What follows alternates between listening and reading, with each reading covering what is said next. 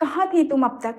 आज रविवार है, घर में इतना काम पड़ा है और तुम हो कि घर में ही नहीं हो। कहाँ घूम रही थी अब तक तुम? पति सौरभ ने घर में घुसने से पहले ही सवाल करना शुरू कर दिया।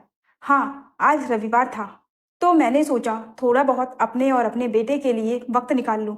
इसे कहीं बाहर घुमा लाऊं। तारा ने जवाब दिया। तुमको रविवार सूझ रहा है? घर में इतना काम पड़ा है। शर्म आनी चाहिए तुमको। शर्म? कैसी शर्म? और क्यों शर्म आनी चाहिए? आखिर रविवार तो सबके लिए होता है, तो मेरे और मेरे बेटे के लिए भी है। क्या हो गया जो हम बाहर घूमने चले गए? तारा ने जवाब दिया। मैं तुम्हारा पति हूँ। मैं तो घर पर हूँ और तुम रविवार मनाने के लिए अकेली बाहर घूम रही हो। यहाँ घर में काम को लेकर मेरी माँ और तुम्हारी देवरानी निधि दोनों कितनी परेशान हो रही हैं। अरे, इसमें परेशानी की क्या बात है? ये घर निधि का भी तो है। वो भी तो घर की छोटी बहू है। क्या हो गया जो उसने घर के काम कर दिए तो? और रही बात मम्मी जी की, तो अभी वो बुजुर्ग तो नहीं हुई हैं। कभी कभी थोड़ा बहुत काम तो कर ही सकती हैं। जो काम मैं अकेली करती थी, वो ये दोनों मिलकर कर रही हैं। फिर भी दोनों परेशान हो रही हैं। मेरे काम में तो 10 कमियां निकाल देती थी।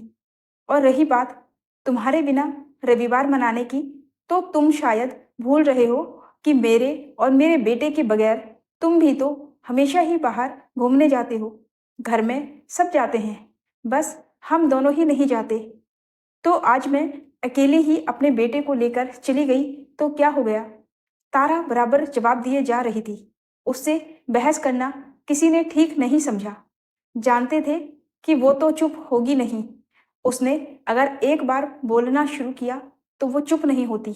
इसलिए सब चुप हो गए और वो चुपचाप अपने कमरे में चली गई। पर जाते समय सबके फूले हुए चेहरे जरूर देख गई। पर उसे क्या फर्क पड़ना था? वो तो अपने बेटे कवि के चेहरे की खुशी को देखकर खुश थी। तारा इस परिवार की बड़ी बहू है। इस परिवार में उसकी सास कमला जी, पति सौरभ, देवर देवरानी साहिल और निधि, साथ ही उसका बेटा 6 वर्षीय कवि और देवर देवरानी का एक बेटा 5 वर्षीय आरेख है। तारा पहले ऐसी बिल्कुल नहीं थी।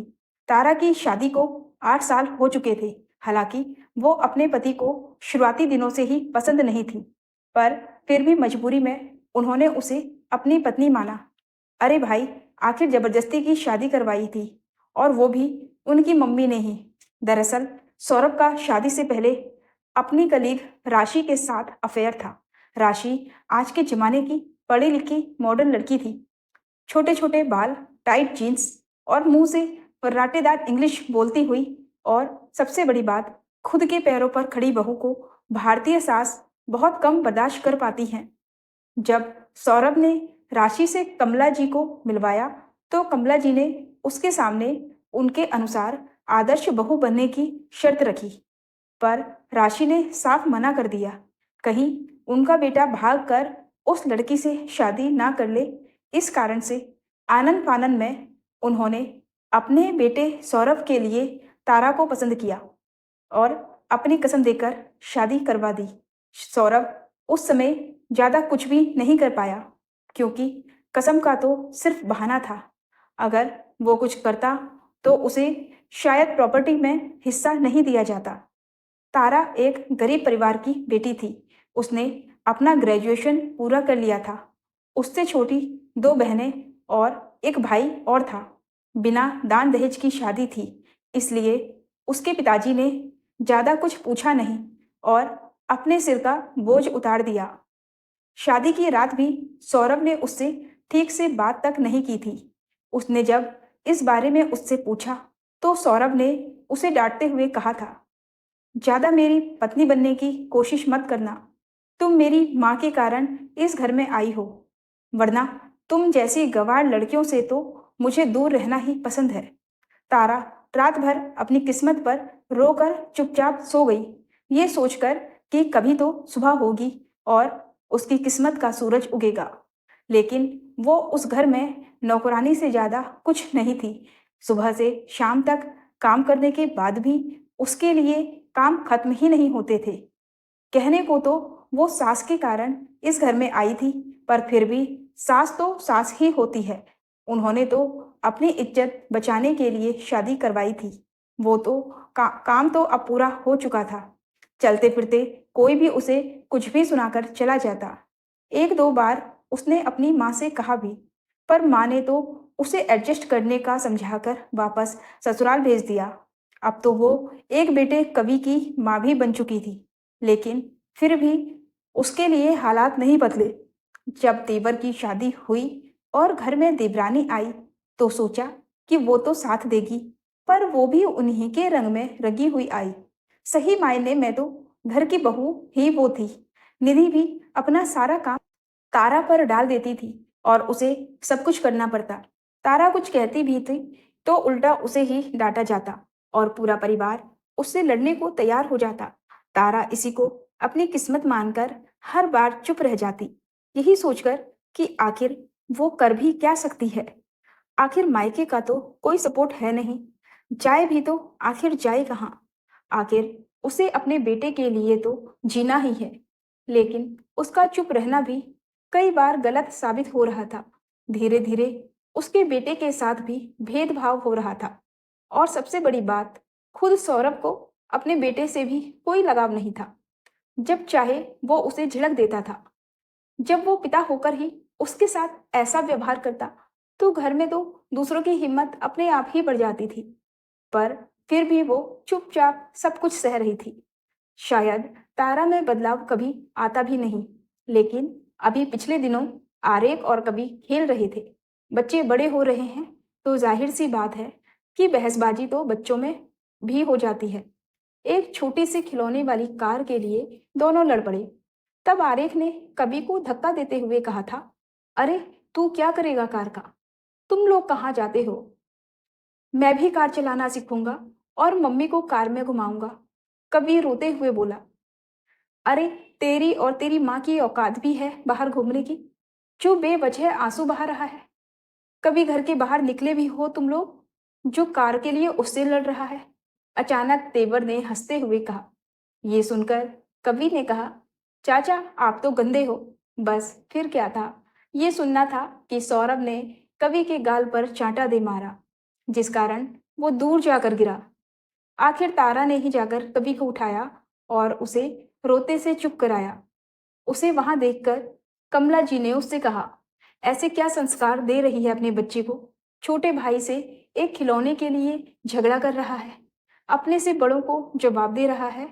अरे जैसी खुद है वैसा ही इसे भी बना रही है। मम्मी जी, वो सिर्फ अभी 6 साल का है, बच्चा ही है।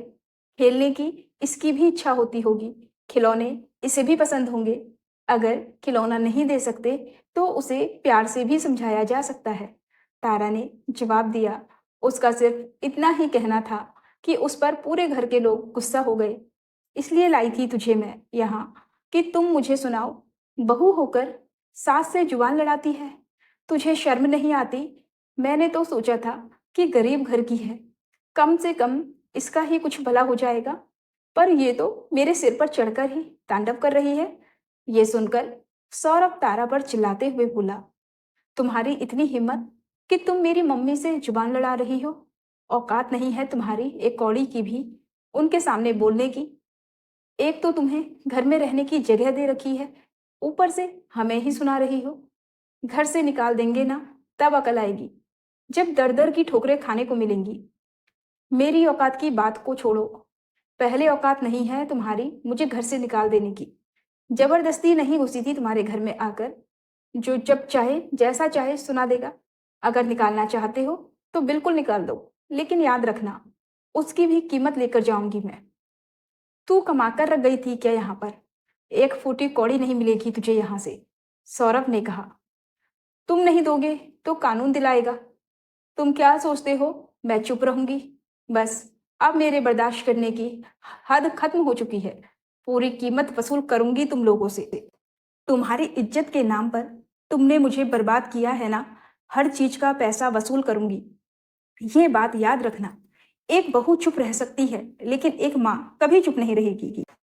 अब तो बात मेरे बच्चे की हक की है, उसके लिए पूरी दुनिया से लड़ जाऊंगी। पहली बार तारा ने जवाब दिया था, पर अब किसी की हिम्मत नहीं थी उससे लड़ने की। क्योंकि उन्हें पता चल चुका था कि उसकी जुबान में भी ताकत तो बहुत है। अब कभी किस्मत बदलेगी, उसने इसका इंतजार करना छोड़ दिया है। अपनी किस्मत खुद बनानी पड़ती है। तारा ने उसी दिन पहली बार सिर्फ अपने लिए नहीं, अपने बेटे के भविष्य के लिए आवाज उठाई थी। वो जानती थी कि अब सिर्फ बहस से कुछ नहीं होगा, उसे कानूनी रास्ता अपनाना होगा। सबसे पहले खुद एक स्कूल में प्री प्राइमरी के टीचर की नौकरी ज्वाइन कर ली, जिससे कम से कम अपने खर्चों के लिए सौरभ के सामने हाथ नहीं फैलाना पड़ता। घर का काम भी उतना ही करती जितना उससे हो पाता। बाकी कोई चिल्लाता रहे, उससे उससे कोई मतलब नहीं। इसलिए अब मजबूरन सास और देवरानी को भी घर के काम में बराबर लगना पड़ता। यहाँ तक कि अब छुट्टी के दिन वो खुद ही अपने बेटे को लेकर बाहर घूमने निकल जाती है। उसने अगले दिन अपने स्कूल के प्रिंसिपल से बात करके एक वकील का नंबर लिया और कानूनी सलाह के लिए पहली बार फैमिली कोर्ट पहुंची। पहली मुलाकात में उसने अपनी शादी, घरेलू हिंसा, मानसिक उत्पीड़न और बेटे कवि के साथ भेदभाव की पूरी कहानी वकील को सुनाई। कुछ ही हफ्तों में नोटिस सौरभ और उसके परिवार को मिल चुका था। घर में भूचाल आ गया। कमला जी को समझ नहीं आ रहा था कि जिसे उन्होंने कभी गिनती में नहीं लिया, वो आज कानून के दरवाजे तक कैसे पहुंच गई। निधि सहमी हुई सी रहने लगी और सौरभ, वो अब खुद माँ से कहने लगा, मम्मी, ये केस वाकई बिगड़ सकता है। मुझे तो ऑफिस में भी शर्मिंदा होना पड़ रहा है। लेकिन तारा का इरादा अब बदल चुका था। उसने फैसला किया कि वो इस घर में अब भी तब तक रहेगी जब तक उसे और उसके बेटे को उनका हक नहीं मिल जाता। उसने घरेलू हिंसा और मेंटल हैरेसमेंट के केस के साथ साथ जॉइंट प्रॉपर्टी में रहने का अधिकार भी कानूनी रूप से दर्ज कराया, जिससे कोई उसे घर से निकाल ना सके। अब घर का माहौल बदलने लगा। कमला जी और निधि अब उससे दूरी बनाने लगी, लेकिन कोई उसे कुछ कहने की हिम्मत नहीं करता। सौरभ कभी कभी खुद ही तारा को समझाने की कोशिश करता, देखो, अब कोर्ट कचहरी में जाने की क्या जरूरत थी। पर तारा मुस्कुराकर जवाब देती, मुझे किसी को नीचा दिखाना नहीं, खुद को सीधा खड़ा करना है। और एक दिन कोर्ट ने फैसला दिया, तारा और कवि को हर महीने मेंटेनेंस मिलेगा और सौरभ को काउंसलिंग के लिए पेश होना होगा। उस दिन तारा ने फैसला किया कि अब उसे इस रिश्ते में एक पल भी नहीं बिताना है। उसने कोर्ट में डाइवोर्स की याचिका दायर की और अपने बेटे की कस्टडी की भी मांग की। सौरभ ने विरोध किया, लेकिन कोर्ट के सामने कोई ठोस आधार नहीं था। कई महीनों की लड़ाई के बाद कोर्ट ने तारा को डाइवोर्स और बेटे की पूरी कस्टडी दे दी। अब तारा ने ससुराल का घर छोड़ दिया, लेकिन बिना झुके, बिना टूटे। वो अपने बेटे कवि के साथ एक छोटे से किराए के मकान में रहने लगी। लेकिन अब वो तारा नहीं थी जो कभी सब सहती थी। वो अब एक माँ थी जो हर हाल में अपने बच्चे के लिए जीना चाहती थी।